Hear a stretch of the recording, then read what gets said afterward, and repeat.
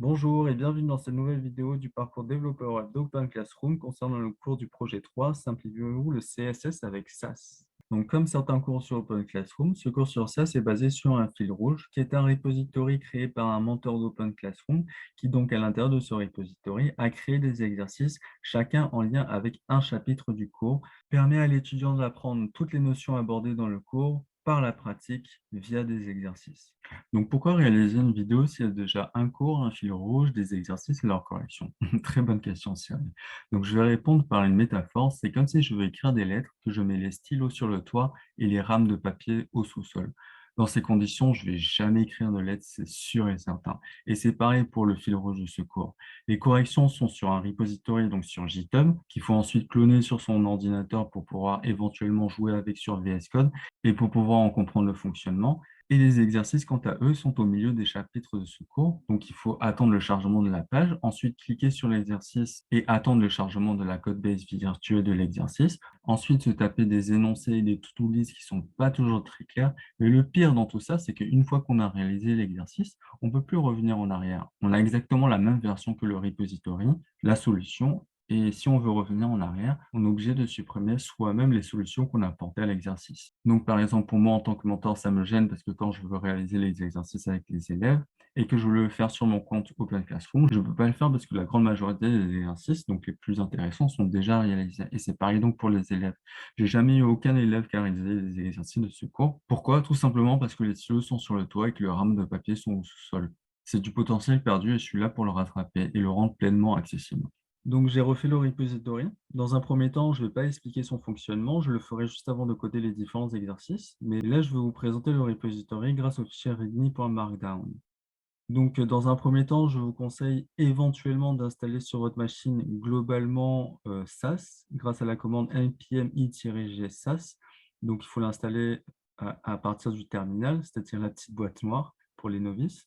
Ensuite, je vous donne trois possibilités pour coder les différents exercices. Soit vous le codez en SAS directement dans le fichier HTML du dossier de l'exercice, soit vous le codez en less, c'est-à-dire un langage similaire et concurrent à SAS, toujours directement dans le fichier HTML, soit vous le codez à l'image des exercices du fil rouge dans le dossier main.scss grâce à la commande npm.start qui va compiler le SCSS en CSS. Donc, ce dossier se trouve toujours dans le dossier de l'exercice en question. Ensuite, je vous donne des liens utiles vers le cours, vers le fil rouge du cours, vers ma chaîne YouTube et vers la documentation de SAS. Ensuite, il y a deux petits liens. Un lien qui est dans les ressources du P3, qui est un lien de la playlist du YouTuber GraphiCard qui a fait une playlist regroupant toutes les notions exhaustives de SAS.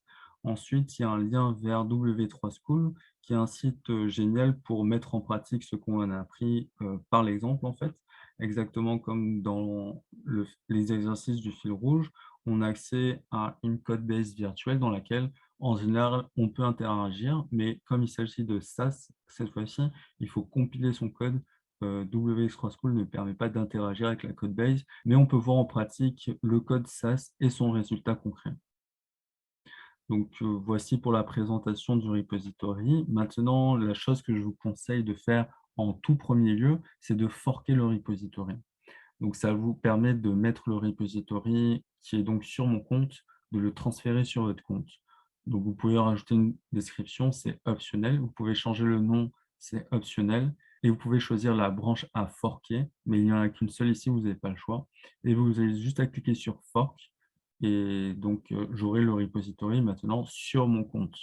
Donc maintenant, je vais installer le projet sur ma machine et expliquer son fonctionnement via VS Code. Donc, en fonction de la configuration de ma machine, je vais copier soit le lien HTTPS, soit le lien SSH. Je vais dans mon espace de travail, j'ouvre le terminal, je fais git clone, je colle le lien et je peux le personnaliser en écrivant le nom que je voudrais lui donner. Donc, par exemple, exercice SAS, j'appuie Entrée.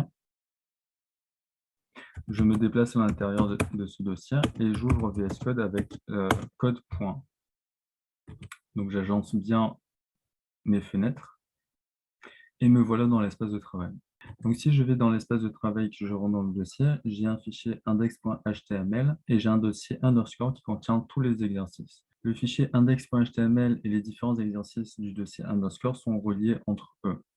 Donc, je vais utiliser Live Server pour ouvrir le fichier index.html dans mon navigateur et voir à quoi ça ressemble.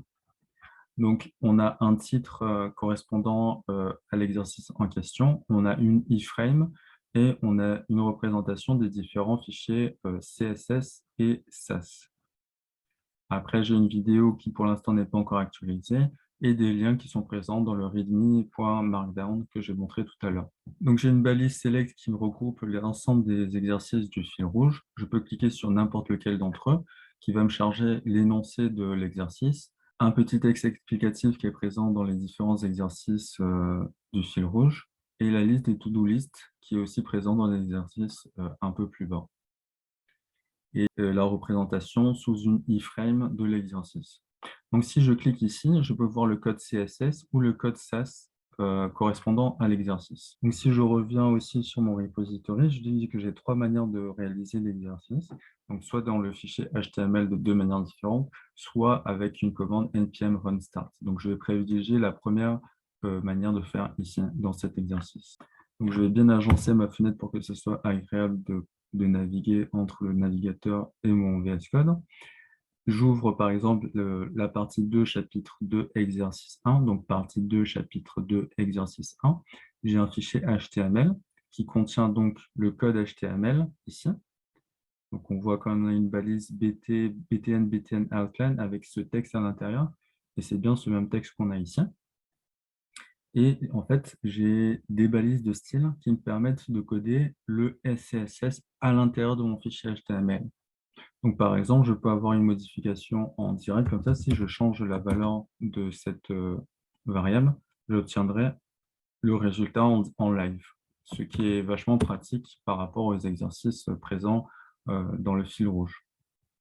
Donc, si on veut comprendre comment ça fonctionne exactement, donc on a toujours un fichier CSS qui est chargé par rapport à l'exercice en question. Si jamais on veut utiliser la troisième manière de réaliser cet exercice avec la commande npm run start, on aura ce fichier qui sera compilé dans ce dossier donc et qui affichera le code qu'on aura écrit ici et qui sera ensuite donc compilé dans le CSS. Mais si on code directement dans le fichier HTML, on n'a pas besoin de se soucier de ça. Quand on code directement dans le fichier HTML, je charge juste après un script qui me permet en fait de compiler tout ce qu'il y a dans cette balise en CSS. Donc voilà comment s'opère la magie en quelque sorte. Donc voilà pour les explications. Maintenant, je vais pouvoir coder les exercices les uns après les autres et vous permettre de réaliser les exercices en toute aisance grâce à une explication pédagogique et accessible et pleine de bonnes intentions. Merci de liker la vidéo et de partager si jamais ça vous a été vraiment utile.